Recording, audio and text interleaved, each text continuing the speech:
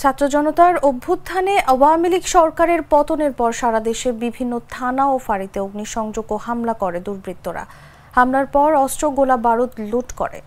বুধবারের মধ্যে স্বেচ্ছায় তা জমা না দিলে আইনানুগ পদক্ষেপ গ্রহণ করা হবে বলে জানিয়েছে পুলিশ সদর দপ্তর। পুলিশ সদর দপ্তরের এআইজি এনামুল হক সাগর জানান, পুলিশের লুট হওয়া অস্ত্র ও গোলা বারুদ এরই মধ্যে কিছু উদ্ধার করা হয়েছে। লুণ্ঠিত অবশিষ্ট অস্ত্র ও গোলা বারুদ উদ্ধার কার্যক্রম অব্যাহত রয়েছে।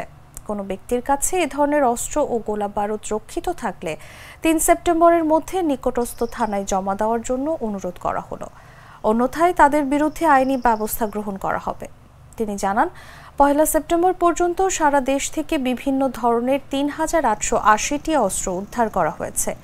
এছাড়া ২,৮৬,৩৫৩ রাউন্ড গুলি, ২২,২০১টি টিয়ার শেল এবং ২,১৩৯টি সাউন্ড গ্রেনেড উদ্ধার করা হয়।